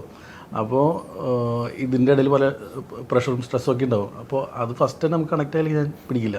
അങ്ങനെ ഓടുമെന്ന് വിചാരിച്ച് ചെയ്ത പടങ്ങൾ അങ്ങനെയൊക്കെ കുറവായിരിക്കും. കിട്ടുന്ന പടം എങ്ങനെയാലും ഓടിക്കാൻ ആൾക്കാർക്ക് കൂടെ കണക്ട് ആവുന്ന രീതിയിൽ ചെയ്യാൻ ശ്രമിക്കുക. ഈ സിനിമയുടെയൊക്കെ ബേസിക് ഐഡിയ തൊട്ട് ക്ഷമിക്കണം. ഞങ്ങൾ പിന്നെ സ്ഥിരം ജോഫിൻ ഞാൻ ഏർപ്പാട് എഡിറ്റ് ചെയ്യുന്ന സമയത്ത് അവിടെ വരും, ഇരിക്കും, വർത്തമാനം പറയും. എൻ്റെ കഴിഞ്ഞ പ്രീസിന് ശേഷമുള്ള 4 വർഷം ഞാൻ എന്ത് ചെയ്തെന്ന് വെച്ച് കഴിഞ്ഞാൽ ഞാൻ എറണാകുളത്ത് വരുമ്പോൾ ഷമീഖ വീട്ടിൽ നിൽക്കാം. അല്ല, വീട്ടിലെത്ത് നിങ്ങൾ സ്റ്റേഡിയത്തിൽ കാണുകയും ചെയ്യും, ഇടയ്ക്കിടയ്ക്ക് സ്റ്റേഡിയത്തിൽ കാണുകയും ചെയ്യും. നിങ്ങൾ ഒരുമിച്ചുള്ള യാത്ര അങ്ങനെ. ജോഫിൻ സ്ക്രിപ്റ്റ് ഒക്കെ വായിപ്പിക്കുന്നത് എങ്ങനെയാ വെച്ചാൽ, എൻ്റെ ബെഡ്റൂം ഉണ്ട്, ജോഫിൻ ആ ബെഡിൻ്റെ അവിടെ ഇരുന്നിട്ട് ഞാൻ അടിയിലിരിക്കുക. ഞാൻ ഇങ്ങനെ നോക്കുമ്പോൾ ഫോൺ വന്നെടുക്കാൻ സമ്മതിക്കില്ല. ആരെങ്കിലും വിളിച്ചോ ജോഫിന് ഇങ്ങനെ തന്നെ നോക്കിയിരിക്കും ഞാൻ വായിക്കുന്നത്. അത് വളരെ കുറച്ച് ആൾക്കാർ അങ്ങനെ ഫ്രീഡം ഉള്ള ആൾക്കാരുള്ളൂ. അപ്പോൾ ജോഫിനൊക്കെ അങ്ങനെ ഫുൾ ടൈം അവിടെ വരും.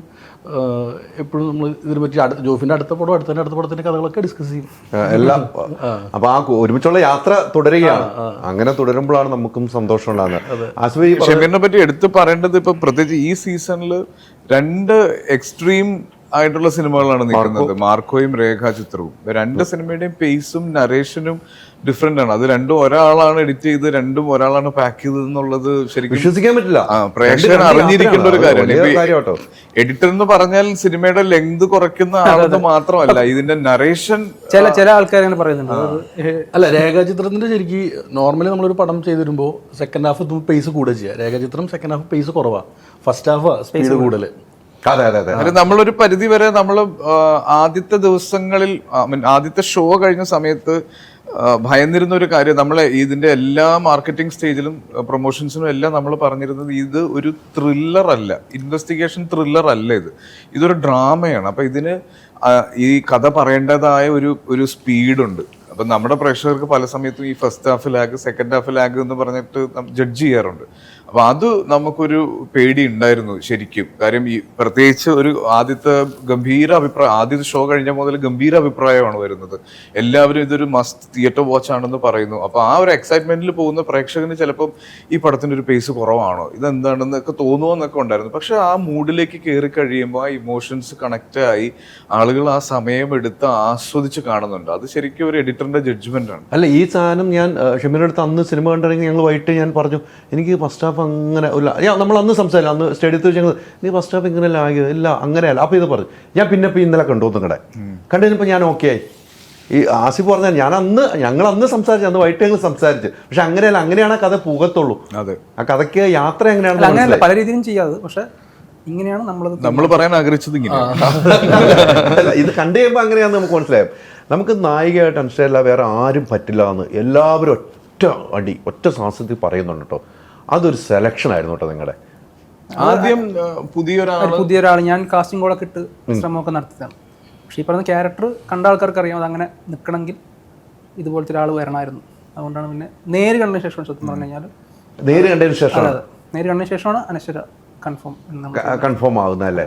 ഈ ആസിഫിനെ സംബന്ധിച്ചിടത്തോളം മനുഷ്യരെ അറിയാമല്ലോ, നല്ലൊരു ആക്ടറാണ്. ഇതിലേക്ക് വന്നു കഴിഞ്ഞപ്പോൾ എങ്ങനെയായിരുന്നു? എനിക്ക് അതായത് ഒരുപാട് കുഞ്ഞു ഏരിയകളുണ്ട്. നമ്മൾ ഈ അഭിനയിക്കുന്നവർ മാത്രം മനസ്സിലാവുന്ന കുറെ, എനിക്ക് പേഴ്സണലി ഈ ചില അത്ഭുതങ്ങൾ ചില സീനില് എടുത്ത് പറയാൻ പറ്റില്ല, കാണാത്തവർക്ക് ഒരു സ്പോയിലർ ആയിട്ട്. ചില റിയാക്ഷൻസ് ഉണ്ട് അനശ്വരയുടെ, അത് ചിലപ്പം പാളിപ്പോവാവുന്ന സാധനങ്ങളാണ്. പ്രത്യേകിച്ച് ഈ ഒരു ക്യാരക്ടറിനെ അടുത്ത് കണ്ടു കഴിഞ്ഞിട്ടുള്ള ഒരു എക്സൈറ്റ്മെന്റ് ഒക്കെ കണ്ണിൽ വരുന്നതുണ്ട്. അത് ചിലപ്പോൾ അഭിനയിക്കുമ്പോൾ പാളിപ്പോകാൻ സാധ്യതയുള്ള ഏരിയയാണ്. അതൊക്കെ ഭയങ്കര ബ്യൂട്ടിഫുൾ ആയിട്ടാണ്. പിന്നെ ഈ ക്യാരക്ടറിനോട് പ്രത്യേകിച്ച് ഒരു ഇമോഷൻ ആളുകൾക്ക് തോന്നിയില്ലെങ്കിൽ ഈ സിനിമ മൊത്തം എന്തിനാണെന്ന് തോന്നിപ്പോകും. അതും ഭയങ്കര രസമായിട്ട് അനശ്വര വന്നതുകൊണ്ട് ആളുകൾക്ക് ആ ഇഷ്ടം, ആ മുഖം ഭയങ്കരമായിട്ട് ആൾക്കാരുടെ മനസ്സിലേക്ക് കയറി. നമ്മളിപ്പോ കഴിഞ്ഞ ദിവസങ്ങളിലെല്ലാം, കാര്യം ഇത്രയും ഗംഭീര അഭിപ്രായം വരുന്നത് കൊണ്ട് ധൈര്യമായിട്ട് തിയേറ്റേഴ്സിലേക്ക് കയറി ചെല്ലാം. പല സിനിമയ്ക്കും നമ്മളെ തിയേറ്റർ വിസിറ്റ് നിർബന്ധിക്കുമ്പോൾ നമുക്കറിയാം എന്തായാലും ആൾക്കാർ അതിലിരിക്കണൊക്കെ കേൾക്കേണ്ടി വരുന്നു. പക്ഷെ ഈ സത്യസന്ധമായ അഭിപ്രായങ്ങൾ പുറത്തു വരുമ്പോൾ നമ്മൾ തിയേറ്റർ വിസിറ്റ്സിന് പോകുമ്പോൾ ഇവരുടെ റിയാക്ഷൻസ് നേരിട്ട് കാണാൻ പറ്റും. അത് ഞാൻ കാണുമ്പോൾ, അതായത് ലൈറ്റ് ഇട്ട് വരുമ്പോൾ കണ്ടിട്ട് സീറ്റിൽ നിന്ന് നിറകണ്ണുകളായിട്ടിരിക്കുന്ന കുറെ പേരെ കാണാൻ പറ്റി. അത് ആ സിനിമ അത്രയും ഉള്ളിലേക്ക്, ആ ക്യാരക്ടർ അത്രയും ഉള്ളിലേക്ക് കയറിയത് കൊണ്ടാണ്. അനശ്വര എന്നുള്ള കാസ്റ്റിംഗ് ഭയങ്കര ബ്രില്യന്റ്, വലിയ കാര്യം തന്നെയാണ്. പക്ഷേ ഇതിന്റെ നമ്മൾ പ്രതീക്ഷിക്കാത്ത രീതിക്കാണ് ക്ലൈമാക്സ് കൊണ്ടുവച്ചിരിക്കുന്നത്. അത് ഒരു വർക്ക് ചെയ്ത് എത്ര ദിവസത്തെ വർക്കാണ്? ക്ലൈമാക്സ് മാത്രം നിങ്ങൾ വർക്ക് ചെയ്തെങ്കിൽ എത്ര ദിവസത്തെ വർക്ക് ചെയ്തിട്ടുണ്ട്? അങ്ങനെ ഒരു എന്താ ഷൂട്ടാണോ? ഷൂട്ടും സ്ക്രിപ്റ്റിലുമായിട്ട് ഞാൻ രണ്ടുമായിട്ട് ഒരുമിച്ച് ചോദിക്കുകയാണ്. സ്ക്രിപ്റ്റിൽ നമ്മൾ പ്രതീക്ഷിക്കുന്നില്ല. സ്ക്രിപ്റ്റ് കുറേ ഡിസ്കഷൻസ് ഒരുപാട്, അത് ടൈം പറയാൻ ഷൂട്ട് അത് കന്യാകുമാരി എപ്പിസോഡ് 3 ദിവസം. 3 ദിവസം അത്രേ ഉള്ളൂ. വേണിച്ചേട്ടന് ഭയങ്കര കോളടിച്ചല്ലോ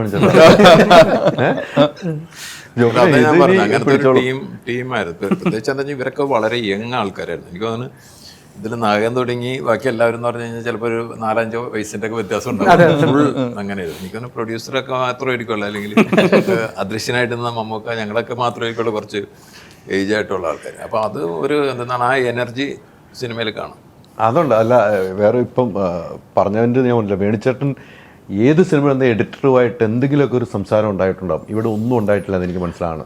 ഇല്ല, ഞാൻ എൻ്റെ അടുത്ത് സംസാരിച്ചിട്ട് ജോഫിൻ ആദ്യം ഇത് തുടങ്ങുന്ന സമയത്ത് ജോഫിൻ എൻ്റെ അടുത്ത് പറഞ്ഞു, ആൻഡ്രോ ചേട്ടൻ വിളിച്ച് പറഞ്ഞു വേണുചേട്ടൻ വരും എഡിറ്റ് ചെയ്യാൻ സമയത്ത് വരും എന്ന് പറഞ്ഞു. അപ്പം ഞാൻ ജോഫിനോട് പറഞ്ഞു വേണുചേട്ടൻ അഭിപ്രായം പറയാണ്ടിരുന്നാൽ പോരെ, അതുപോലെ നമുക്ക് എഡിറ്റ് ചെയ്താൽ പോരെ.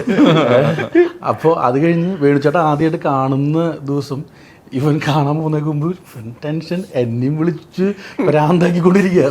കാണട്ടെ, കണ്ടു തീരട്ടെ. എന്നിട്ട് ലാസ്റ്റ് കൃഷ്ണലാലൊക്കെ കൂടെ കണ്ടു കഴിഞ്ഞിട്ട് ജോഫിൻ വിളിച്ചു പറഞ്ഞു. പിന്നെ അതിനുശേഷം പിന്നെ ജോഫിൻ ഭയങ്കര കോൺഫിഡൻസിൽ പോകും. ഭയങ്കര പേടിയായിരുന്നു. ജോഫിനും പേടിയുണ്ട്, എന്നെയും പേടിപ്പിച്ചു.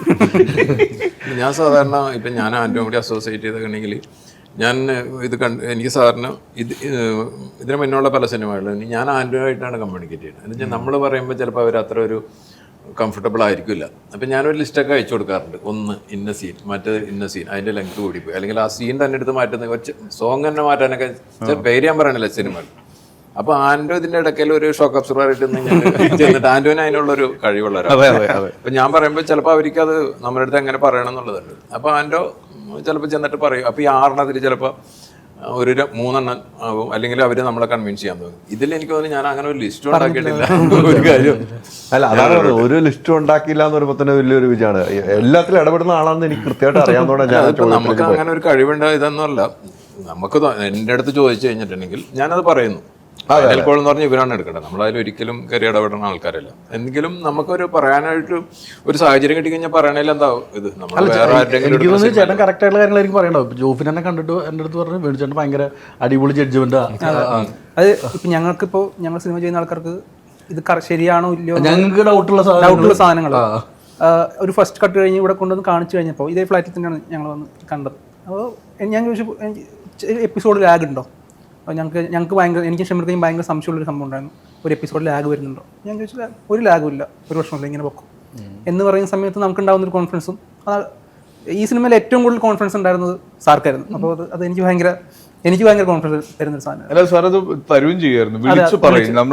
നമ്മൾ ആ ഫോറൻസിക് ലാബ് ഷൂട്ട് ചെയ്തുകൊണ്ടിരിക്കുമ്പോഴാണ് അതുവരെയുള്ള ദിവസത്തെ അന്ന് രാത്രി കണ്ടത്. കണ്ടു കഴിഞ്ഞിട്ട് മനുഷ്യനെ വിളിച്ച് രാത്രി വിളിച്ച് രസമുണ്ട്, നല്ല മൂഡിലാണ് പോയിക്കൊണ്ടിരിക്കുന്നത്. അത് നമ്മുടെ സിനിമയുടെ ഒരു മെയിൻ എപ്പിസോഡ്, അതായത് ഈ പറഞ്ഞ ഫ്ലാഷ് ബാക്ക് എപ്പിസോഡ് മൊത്തം നമ്മൾ ഷൂട്ട് ചെയ്തിട്ടാണ് പ്രസന്റിലേക്ക് വന്നത്. അപ്പോൾ അത് മൊത്തം കണ്ടിട്ട് അത് വർക്കാവുന്നു എന്ന് പറയുമ്പോൾ ആ സിനിമ വർക്കാവുന്നു എന്നുള്ള ഫീലാണ് നമുക്ക് പിന്നെ ഷൂട്ട് ചെയ്യുന്നത്. അപ്പോൾ നമുക്ക് കിട്ടുന്ന കോൺഫിഡൻസ് ഭയങ്കര വലുതാണ്. മമ്മൂക്കാരുടെ അടുത്ത് ഇന്നലെ പോയി ഫോട്ടോ ഒക്കെ ഫേസ്ബുക്ക് മമ്മൂക്കായിട്ടാണ് നിങ്ങൾ എല്ലാവരും ഇട്ടേക്കാണ്. മമ്മൂക്കാരുടെ അടുത്ത് പോയിട്ടുള്ള ആ സിറ്റുവേഷൻ ഭയങ്കരമായിരുന്നു. അവരെ വാക്കുകൾ വരെ ഫേസ്ബുക്കിൽ എഴുതിയിട്ടുണ്ട്. എങ്ങനെ ഉണ്ടായിരുന്നു അത്? മമ്മൂക്കാനെ പറ്റി പറയുമ്പോണ്ടല്ലോ, അദ്ദേഹം അത് എത്ര പ്രസന്റിലാണ് അദ്ദേഹം ഉള്ളതെന്നും കൂടെ പറയണം. ഇത് ശ്രീലങ്ക, ഈ പടം റിലീസായി ആ സമയത്ത് അദ്ദേഹം ശ്രീലങ്കയിൽ നിന്ന് ട്രാവൽ ചെയ്യുവാണ് തിരിച്ചിങ്ങോട്ട്. ഞങ്ങൾ ഇവിടെ വന്ന് ഇറങ്ങി, അദ്ദേഹം ഇവിടെ വന്ന് ഇറങ്ങി ഒരു 3 മണിക്കൂർ കഴിയുമ്പോൾ ഞങ്ങൾ ഷോ കഴിഞ്ഞിട്ട് നേരെ മമ്മൂക്കയുടെ വീട്ടിലേക്ക് ചെല്ലുമ്പോൾ ഈ സിനിമയുടെ എന്താണ് വിധി എന്നുള്ളത് അദ്ദേഹത്തിന്റെ മുഖത്തുണ്ടായിരുന്നു. അതിന് അത്രയും അറിഞ്ഞു കഴിഞ്ഞു. എല്ലാ സിനിമയുടെ ഫീഡ്ബാക്കും ആൾക്കാരുടെ അഭിപ്രായങ്ങളും തിയേറ്റർ റെസ്പോൺസും എല്ലാം നമുക്ക് അറിഞ്ഞിട്ട് ഞങ്ങൾ അങ്ങോട്ട് പറയുന്നതിന് മുന്നേ ഓരോ കാര്യങ്ങളും എവിടെയൊക്കെ കയ്യടി ഉണ്ടായിരുന്നു തിയേറ്ററിൽ, എന്തൊക്കെ ആൾക്കാർക്ക് ഇഷ്ടപ്പെട്ടു എന്നൊക്കെ അദ്ദേഹം അറിഞ്ഞു കഴിഞ്ഞു. പിന്നെ ഭയങ്കര വെൽക്കമിങ് ആയിരുന്നു. ഞങ്ങൾ കഴിഞ്ഞ ദിവസം പറഞ്ഞില്ലേ, തിയേറ്ററിൽ നിന്ന് ഞാൻ മെസ്സേജ് അയച്ചു, ഭയങ്കര രസമുണ്ട്. കാര്യം ഈ സൂപ്പർ സ്റ്റാർഡം എന്താണെന്നൊക്കെ ഉള്ളത് നമ്മൾ കാണുവാണ്. ഈ 369 എന്ന് പറഞ്ഞ ഒരു നമ്പറുള്ള കാറ് വരുമ്പോൾ തിയേറ്ററിനകത്തുണ്ടാകുന്ന ഒരു റെസ്പോൺസ് എന്താണെന്നുള്ളത്. അപ്പോൾ അത് കഴിഞ്ഞ് ഞാൻ അദ്ദേഹത്തിന് മെസ്സേജ് അയച്ചു, ഇങ്ങനെയൊക്കെ സംഭവിച്ചു എന്ന് പറഞ്ഞിട്ട്. അപ്പോൾ കൺഗ്രാറ്റുലേഷൻസ് മമ്മൂട്ടി ചേട്ടൻ എന്ന് പറഞ്ഞിട്ടാണ് അദ്ദേഹം റിപ്ലൈ ചെയ്തത്. അപ്പം അത്രയും ഈ അദ്ദേഹത്തിന്റെ ഒരു യെസ് ഓർ നോയിലായിരുന്നു ഈ സിനിമ നിന്നത് പോലും. അപ്പൊ ആ സിനിമയ്ക്ക് ആ റൂട്ട് മുതൽ അദ്ദേഹം തരുന്ന സപ്പോർട്ടും എല്ലാം അങ്ങനെയാണ്. ഞങ്ങൾ ഏറ്റവും അധികം കടപ്പെട്ടിരിക്കുന്ന ഈ സിനിമയുടെ പേര് മമ്മൂക്കയുടെ അടുത്ത് തന്നെ. അദൃശ്യമായ ഒരു മമ്മൂക്ക ഓക്കെ ഇതിലില്ലെന്നുണ്ടെങ്കിൽ പോലും അല്ലെങ്കിൽ ചില ഭാഗങ്ങളാണെങ്കിൽ പോലും ത്രൂ ഔട്ട് മമ്മൂക്കയുടെ ഒരു പ്രസൻസ് ഉണ്ട്.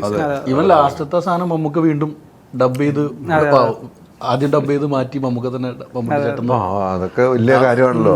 അതെ. അത് അല്ല, അതൊക്കെ നിങ്ങളൊക്കെ കേൾക്കുമ്പോൾ പല ഒരു ആൾക്കാരുടെ അടുപ്പം കണ്ണുകളാണെന്നൊക്കെ ഭയങ്കരമാണല്ലോ. പറയുന്നു.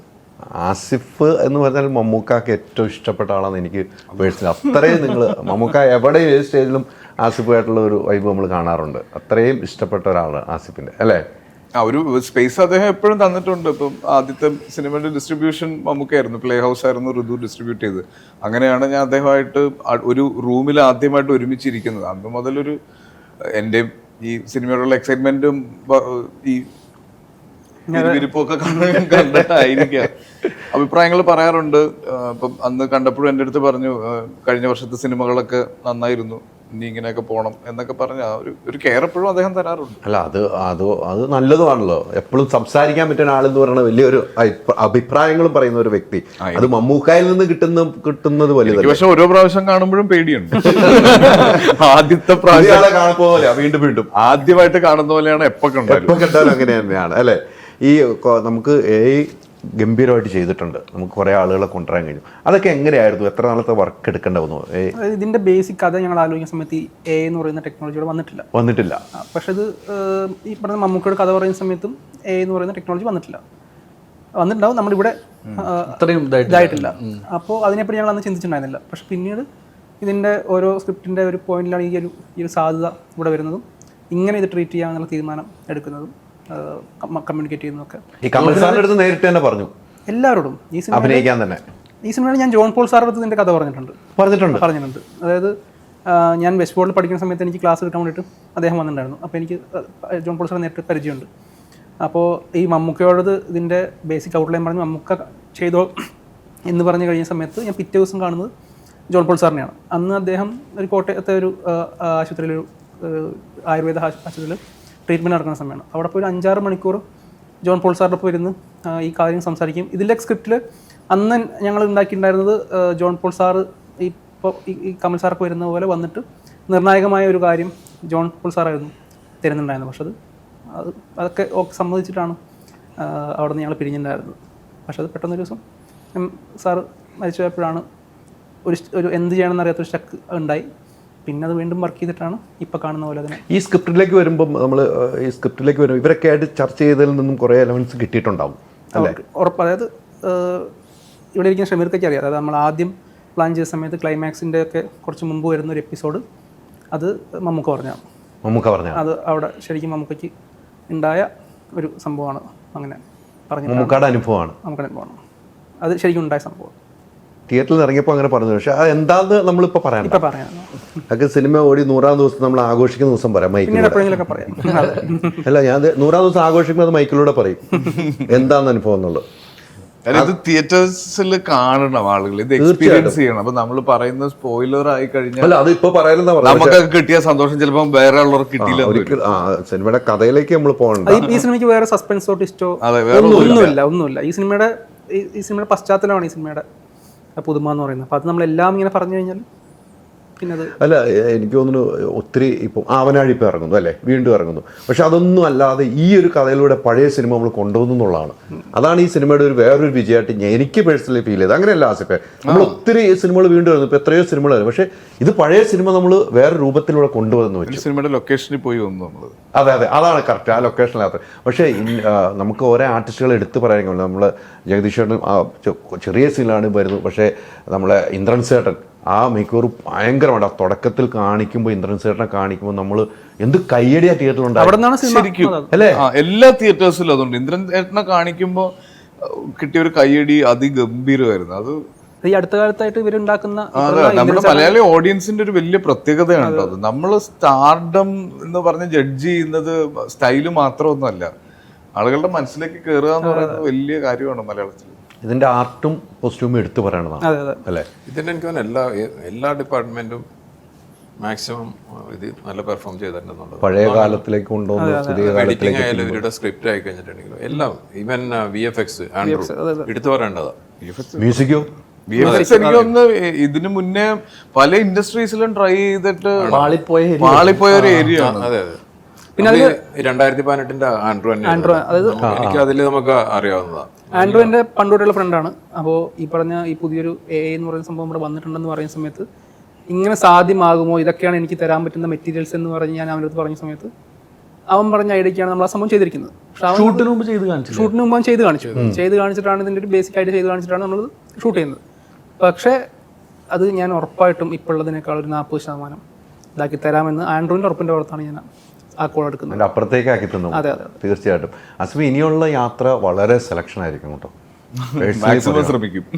അങ്ങനെ വേണം. എനിക്ക് ആസിഫ് ഇരിക്കുമ്പോൾ ഒരു കാര്യം പറയാവുന്നത് എന്ന് വെച്ചിട്ടുണ്ടെങ്കിൽ ഇപ്പോൾ വന്നുകൊണ്ടിരിക്കുന്നതെല്ലാം ഇപ്പോൾ ഈ രേഖാചിത്രം വരെ ഇപ്പോൾ എങ്ങനെയാണെന്ന് അറിയാം. ഇനിയിപ്പോൾ എൻ്റെ അറിവിൽ വരാൻ പോകണമെന്നൊക്കെ പറഞ്ഞ് ഇതിനേലും വലിയ വലിയ സിനിമകളാണ്. പിന്നെ ഇനി വരാൻ പോണ കഥകളും പല ആൾക്കാരും പറയണ ഞാൻ കേട്ടിട്ടുണ്ട്. ഇതും ഗംഭീരമാണ്. അപ്പോൾ ആസിഫ് എന്ന് പറഞ്ഞിട്ടുണ്ടെങ്കിൽ ഒരു സ്മൈലിംഗ് ഫേസ് ആയിട്ട് ഒരു ഡൗൺ ടു എർത്ത് അങ്ങനത്തെ എല്ലാവരുടെയും എന്ന് പറഞ്ഞിട്ടുണ്ടെങ്കിൽ ഒരു വീട്ടിലെ ആളെ പോലെയാണ്. നിങ്ങൾ ആ ഒരു ഇതിലെത്തിക്കഴിഞ്ഞിട്ടുണ്ടെങ്കിൽ അത് മാറിയിരുന്ന എനിക്ക് എൻ്റെ ഒരു റിക്വസ്റ്റാണ്. പല ആർട്ടിസ്റ്റ് എന്ന് പറഞ്ഞിട്ടുണ്ടെങ്കിലും വേറെ നമ്മൾ പല ഇൻ്റർവ്യൂവിലൊക്കെ ഞാൻ പറയാറുള്ളത് വേറൊരു ലോകത്തോട്ടും നിങ്ങൾ വളരെ യങ്ങാണ്, എത്രയോ വർഷം ഇനി ഇൻഡസ്ട്രിയിൽ നിൽക്കാനുള്ളതാണ്. അപ്പോൾ ഒരു സാധാരണക്കാരാണല്ലോ ഈ സിനിമ കാണുകയും വിജയിപ്പിക്കുകയും ചെയ്യുന്നത്. അപ്പോൾ അവരുടെ ആ മനസ്സിലുള്ള സാധനം അതേപോലെ തന്നെ നിലനിർത്തണമെന്നാണ് എനിക്ക് പറയാനുള്ളത്. ആസിഫിന് അങ്ങനെ ഒരു മാറ്റം നമ്മൾ കണ്ടിട്ടില്ല.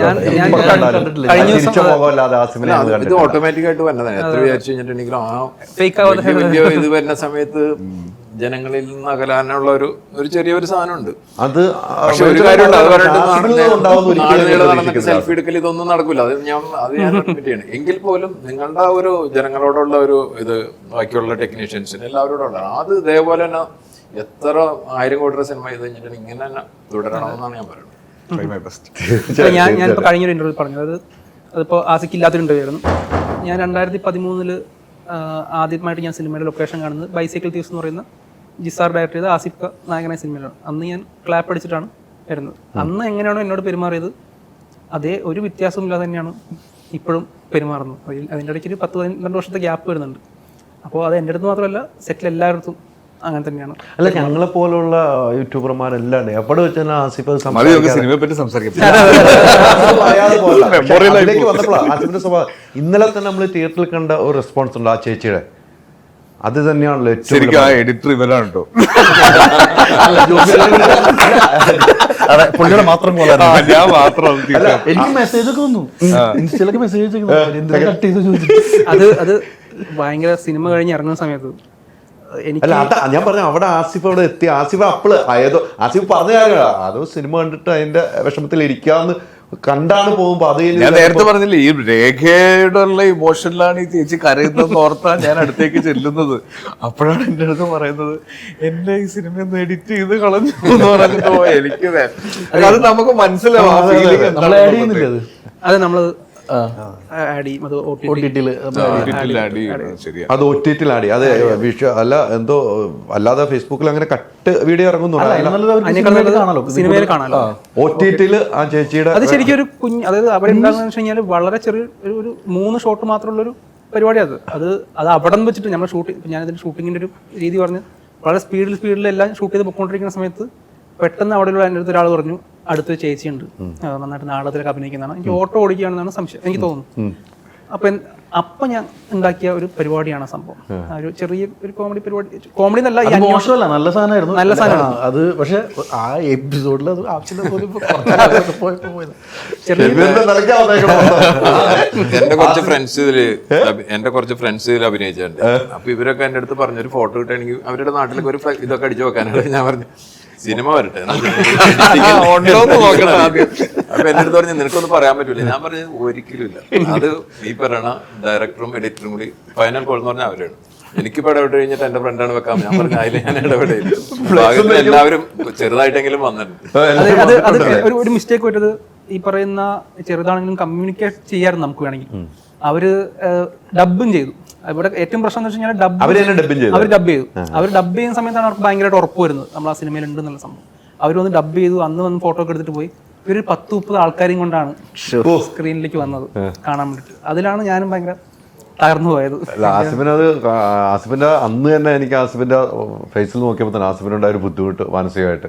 അയ്യോ, ഒരു ചേച്ചി അത്രയും പ്രായമുള്ള ഒരു സ്ത്രീ അങ്ങനെ കരയുന്നത് ഞാൻ കണ്ടിട്ടില്ല. അതായിരുന്നു. പക്ഷെ എല്ലാവരും OTT കാണാം. അതെ അതെ അത് നമ്മൾ റീലും അല്ല OTT സിനിമ കാണുമ്പോൾ അത് ആഡ് ചെയ്യാം, നമ്മൾ ആഡ് ചെയ്യും. സുഖമായിട്ട് കാണാൻ പറ്റും. എന്തായാലും ഒത്തിരി സന്തോഷം ആസിഫെ, നല്ല ഹിറ്റ് സിനിമ അല്ലേ. 24 അവസാനിക്കുമ്പോൾ സൂപ്പർ ഹിറ്റിൽ വന്ന് നിന്നു, 25 തുടങ്ങും, 24 എനിക്ക് അവസാനിക്കും. ഒരു കാര്യം ആഡ് ചെയ്യാനുണ്ട്. ഈ സിനിമയിൽ ഒരുപാട് പേർക്ക് ഇതിനുള്ള അധികം ഇൻട്രവ്യൂസ് ഉണ്ടാവില്ല, എനിക്ക് കുറേ ഇൻട്രവ്യൂസ് ആയി. അപ്പോൾ ഈ സിനിമയിൽ ഒരുപാട് പേർക്ക് എനിക്ക് നന്ദി പറയാണ്ട്. ഈ സിനിമ ഇപ്പോൾ ഇങ്ങനെ വന്ന് സമയത്ത് ഈ പറയുന്ന ആൻഡ്രോ ചേട്ടൻ ആണ് ആദ്യമായിട്ട് കഥ കേൾക്കുന്നത്. ആൻഡ്രോ ചേട്ടൻ വേൺ സാറിലേക്ക് എത്തിച്ചു. വേൺ സാർ ഇത് ചെയ്യാമെന്ന് പറയുമ്പോഴാണ് ഈ പ്രൊജക്റ്റ് നടക്കുന്നത്. അന്ന് തൊട്ട് ഈ സിനിമയുടെ ഭാഗമായി നടക്കുന്ന ഒരുപാട് പേരുണ്ട്. ഈ കാവ്യ ഫിലിംസിൻ്റെ ഭാഗമായിട്ടും ഷിബു ചേട്ടനുണ്ട്, കൺട്രോളർ. പിന്നെ ഒരുപാട് ഈ പറയുന്ന ഒരു ഞാനെ ഉൾപ്പെടെയുള്ള ആൾക്കാരൊക്കെ ആയിട്ട് സംസാരിക്കാനും ഒക്കെ ഇതിനൊക്കെ കുറച്ച് ആൾക്കാരുടെ കപ്പാസിറ്റി ഉള്ള ആൾക്കാരാണ്. അപ്പോൾ അതുകൊണ്ടാണ് ഷിബു ചേട്ടനെ നമ്മൾ അതിലേക്ക് വെച്ചിട്ടുണ്ടായിരുന്നത്. ഷിബു ചേട്ടൻ ഉൾപ്പെടെ കാവ്യ ഫിലിംസിൻ്റെ ഗോപേട്ടൻ ഉൾപ്പെടെ മറ്റേ അഖിൽ ഉൾപ്പെടെ ഒരുപാട് പേര് ഈ സിനിമയുടെ കാവ്യ ഫിലിംസിൻ്റെ ഭാഗമായിട്ട് അവർ പ്രീ പ്രൊഡക്ഷൻ തുടങ്ങിയ സമയം തൊട്ട് ഇന്നലെ രാത്രി വരെ നമ്മുടെ തിയേറ്റർ വിസിറ്റ് വരെയുള്ള കാര്യങ്ങളിൽ ഓടിക്കൊണ്ടിരിക്കുന്ന ആൾക്കാരുണ്ട്. അപ്പോൾ അവർ ഈ സിനിമ നടത്തിയെടുക്കുന്നതിന് എനിക്ക് വളരെ ഹെൽപ്ഫുള്ളായിട്ടുണ്ട്. അതേപോലെ പറഞ്ഞ് നമ്മൾ തുടങ്ങിയെങ്കിലും അവസാനിപ്പിച്ചില്ല ഷാജി നടുവിൽ ആർട്ട് ഡയറക്ടർ. ഇപ്പോൾ ഭയങ്കര തിരക്കുള്ള മമ്മൂട്ടി കമ്പനിയുടെ എല്ലാ സിനിമകളും ചെയ്തുകൊണ്ടിരിക്കുന്ന ഷാജി നടുവിൽ വലിയൊരു ബഡ്ജറ്റിലേക്ക് പോവാതെ നമുക്ക് ആവശ്യമുള്ള ബഡ്ജറ്റിൽ ആവശ്യമുള്ള കാര്യങ്ങൾ വെച്ചിട്ടാണ് ഈ സിനിമ ചെയ്തിരിക്കുന്നത്. ഈ സിനിമ നമുക്ക് വേറെ വലിയ ബഡ്ജറ്റ് വേണമെങ്കിൽ ചെയ്യാം, പക്ഷെ അതല്ല, ഈ സിനിമയ്ക്ക് ആവശ്യമായത് എന്താണോ അത് വെച്ചിട്ട് നമ്മൾ ആ സിനിമ ചെയ്തെടുക്കുക എന്ന് പറയുന്നതിൽ ഷാജി നടുവിൽ നമ്മുടെ റോണക്സ് ചേട്ടൻ്റെ മേക്കപ്പ് വളരെ, കാരണം ഭയങ്കരമായിട്ട് ട്രോൾ ചെയ്യപ്പെടാൻ സാധ്യതയുള്ള കുറേ എപ്പിസോഡ്സ് പുള്ളി അദ്ദേഹം വളരെ വൃത്തിയായിട്ടത് ചെയ്തെന്നാണ് ഞാൻ വിശ്വസിക്കുന്നത്. അതേപോലെ സമീർ ചേച്ചി, നമ്മുടെ സൗണ്ട് ഡിസൈൻ JD, എടുത്തുകൊണ്ട് മ്യൂസിക്കിൻ്റെ മുജീബ്, അങ്ങനെ എല്ലാവരും ഇവിടെയുള്ളതും ഇല്ലാത്തതായിട്ടുള്ള എല്ലാവരോടുള്ള ഒരു നന്ദി ഇപ്പോൾ എനിക്ക് പറയണം. ഈ പടം തുടങ്ങുമ്പോൾ തൊട്ട് ജോഫിൻ എന്നെ വിളിക്കുമായിരുന്നു, ഒരേ കാര്യങ്ങൾ അപ്ഡേറ്റ് എന്നോടും പറയായിരുന്നു. പടം തുടങ്ങാൻ പോവാണ്, ഇന്നാണ് പൂജ, ഇത് തുടങ്ങി, ഞങ്ങൾ ഇങ്ങനെ കമ്മ്യൂണിക്കേറ്റ് ചെയ്തുകൊണ്ടിരുന്നതാണ്. എന്നാലും ആസിഫ് പറഞ്ഞ പോലെ നല്ല നല്ല സിനിമകൾ, ഇനിയും ഒത്തിരി നല്ല സിനിമകൾ. വേണിച്ചിട്ട് ഒരു കാര്യം ചെയ്യാം, ഇന്ന് വരെ എത്ര രൂപയായിരുന്നു കിട്ടിയില്ലേ? എനിക്ക് എൻ്റെ അടുത്ത കണക്ക് എപ്പോഴും അപ്ഡേറ്റ് ചെയ്തുകൊണ്ട് എല്ലാ സിനിമയുടെയും കണക്ക് കറക്റ്റ് പുറത്ത് കൊടുത്തോണ്ടിരുന്നത് ഞാനാണ്. വേണിച്ചിട്ട് എത്രയായി ഇന്ന് വരെ? അല്ല, എനിക്ക് കറക്റ്റ് അറിയില്ല. നമ്മളിപ്പോൾ വെച്ചിട്ടുണ്ടെങ്കിൽ നമ്മൾ ആദ്യത്തെ സിനിമ ചെയ്തതിന് ശേഷം ഞാൻ ഈ കണക്ക് ഫേസ്ബുക്കിലിടുക അല്ലെങ്കിൽ എല്ലാം നിർത്തി വെച്ചാക്കി. എന്താ വെച്ചാൽ വെറുതെ കറക്റ്റ് ആയിട്ടുള്ളത് ട്രാക്കേഴ്സ്. പക്ഷെ ഞാൻ എല്ലാത്തിലും ഇന്റർവ്യൂ എടുത്തിട്ട് ഞാൻ വെളിയിൽ വിടാറ്. അല്ല, ഇതൊന്നും നമ്മളിപ്പോൾ എത്ര നമ്പർ, ഇപ്പം ഇന്ന് ഞാനത് 50 കോടിയായി 100 കോടിയായി, ജനങ്ങൾക്ക് അതൊന്നും അറിയേണ്ട ആവശ്യമില്ല. ഒരു സിനിമ അവർക്ക് ഇഷ്ടപ്പെടുന്ന രീതിയിൽ എന്തെങ്കിലും ഒരു വ്യത്യസ്തത കാണണം സിനിമയിൽ. സ്ഥിരമായിട്ട് സിനിമ വന്നുകൊണ്ടിരിക്കേണ്ട. അപ്പോൾ അങ്ങനെ എനിക്ക് തോന്നുന്നു ഇപ്പോൾ ഈ വിജയിച്ചുകൊണ്ടിരിക്കുന്ന ഏത് സിനിമ പോയി കഴിഞ്ഞിട്ടുണ്ടെങ്കിൽ അതിൽ എന്തെങ്കിലും ഒരു കാര്യം ഉണ്ടാവും. അല്ലാതെ ഒന്നും ആൾക്കാരെ പറ്റിക്കൽ ഈ പറഞ്ഞ 100 കോടിയായി ഒരു കാര്യമില്ല. അപ്പൊ പിന്നെ നമ്മളെന്തിനാണ് ഈ ടൈം? ആൾക്കാർക്ക് അത് അറിയാൻ പറ്റില്ല. ഇപ്പൊ നമുക്ക് ജസ്റ്റ് ബുക്ക് മൈ ഷോ എടുത്തു കഴിഞ്ഞാൽ ഓരോ മണിക്കൂറിൽ എത്ര മണിക്കൂറുകൾ അറിയാൻ പറ്റും. അതാണ് ഇപ്പോൾ ആൾക്കാർ കണ്ടുകൊണ്ടിരിക്കുന്നത്. അതൊരു പഴയ മാർക്കറ്റിംഗ് ഐഡിയ ആയിട്ടാണ് എനിക്ക് ഫീൽ ചെയ്യുന്നത്. ഇതിന്റെ ആഘോഷം എവിടെയാണ് വെക്കുന്നത് നമ്മൾ ഈ സിനിമയുടെ? ഒന്നും തീരുമാനിച്ചിട്ടില്ല. ഇനിയിപ്പോ ഇതിപ്പോ 2 ദിവസമല്ലേ ആയിട്ടുള്ളൂ. ഇപ്പോഴത്തെ വെച്ച് കഴിഞ്ഞിട്ടാണ് അത് സിനിമ വേണിച്ചേട്ടൻ മറ്റന്നാൾ 14-ാം തീയതി പോകും. എവിടെ ആഘോഷം? നമ്മൾ ഇവിടെ ആഘോഷങ്ങൾ തുടങ്ങുന്നല്ലേ ഉള്ളൂ. ഇല്ല, ആഘോഷങ്ങൾ തുടങ്ങാനല്ലേ ഉള്ളൂ. ജോഫിൻ പറഞ്ഞല്ലോ, എനിക്ക് ഒരു കാര്യം പറയേണ്ടത്, അതായത് ഒരു പ്രശ്നങ്ങളും ഇല്ലാതെ, അതായത് ഒരു എന്താണ് ഒരു 0% പ്രശ്നമായിട്ട് പോയ ഒരു സിനിമയാണ് അത്. ഇതിലിപ്പോൾ ഈ നേരത്തെ പറഞ്ഞ പോലെ ഈ കാവ്യ ഫിലിമിൻ്റെ ഒരാൾ ഗോപൻ തുടങ്ങി എല്ലാവരും എൻ്റെ കൂടെ നിന്ന് കഴിഞ്ഞിട്ട്, അതായത് ഞാൻ ഈ ടെലിഫോണിൽ മാത്രം അവൈലബിൾ ആയിട്ടുള്ള ആൾക്കാരാണ്. പിന്നെ അവരിൽ നിന്നാണ് ഇവരിലോട്ട് എൻ്റെ ഓരോ മെസ്സേജുകൾ. അപ്പോൾ അതെല്ലാം പെർഫെക്റ്റ് ആയിട്ട് യാതൊരുവിധ ശല്യമോ അല്ലെന്നുണ്ടെങ്കിൽ അങ്ങനത്തെ ഒരു വഴക്ക് ഇതൊന്നും ഇല്ലാതെ ഭംഗിയായിട്ട് ചെയ്ത ഒരു സിനിമയാണ്. അപ്പോൾ ഇതൊക്കെ ചെയ്യുമ്പോഴാണ് നമുക്ക് വീണ്ടും വീണ്ടും സിനിമ ചെയ്യാനുള്ള ഒരു ആഗ്രഹമാണ്. ചിലതെന്ന് പറഞ്ഞാൽ തലവേന കേസിട്ടാണ് ഇവിടെ നിർത്തി പോകാമെന്ന് നമ്മൾ വിചാരിക്കും. അപ്പോൾ അതിന് എല്ലാവരോടും കടപ്പെട്ടിരിക്കുന്നു. ഇതിൻ്റെ ഡയറക്ടർ തുടങ്ങി ആസിഫ് തുടങ്ങി എല്ലാവരുമായിട്ട് ഞാൻ കടപ്പെട്ടിരിക്കും. ഇത്ര ഒരു ഭംഗിയായിട്ട് ചെയ്യാൻ സാധിച്ചത്. തീർച്ചയായിട്ടും ഈ സിനിമ ഇനിയും സൂപ്പർ ഹിറ്റായി കുറേ ദിവസങ്ങൾ ഓടട്ടെ. 100-ാം ദിവസത്തെ ആഘോഷം, അതിൻ്റെ ഇടയ്ക്ക് 25, 50 ഒക്കെ ആഘോഷിക്കും നമ്മൾ. 100-ാം ദിവസം ഫൈനൽ ആഘോഷവും, പിന്നീട് ആസിഫിന് നല്ല നല്ല പ്രൊജക്റ്റ് വരട്ടെ. വേണിച്ചേട്ടൻ നല്ല നല്ല സിനിമകൾ ഇനി അടുത്ത തുടങ്ങാമെന്ന് നേരത്തെ നമ്മുടെ ഇൻ്റർവ്യൂവിൽ പറഞ്ഞുകൊണ്ട് ഞാൻ ഇപ്പോൾ പറയുന്നില്ല. ഹരിഹർ സാറിൻ്റെ സിനിമയാണ്, ഗംഭീര സിനിമയിലേക്ക് പോകുന്നു. ജോഫിനും നിങ്ങളും അടുത്ത സിനിമയിലേക്ക് ഇത് പിന്നെ ഇങ്ങനെ നിൽക്കുകയാണ്, അതിനെ പറയേണ്ട കാര്യമില്ല. ഒത്തിരി സന്തോഷം. ഒരുപാട് സിനിമയാക്കി തന്നെ എല്ലാവരും ഒരുമിച്ച് ഒരുപാട് സിനിമകൾ ഇനിയും സംഭവിക്കട്ടെ. തീർച്ചയായും. Thank you very much. Ultra modern kitchen devices. ഒരു കിച്ചണിൽ വേണ്ട എല്ലാ ലേറ്റസ്റ്റ് ബ്രാൻഡുകളും ഇവിടെയുണ്ട്. ലോകോത്തര ബ്രാൻഡുകൾ, original products, wide range. MyG future.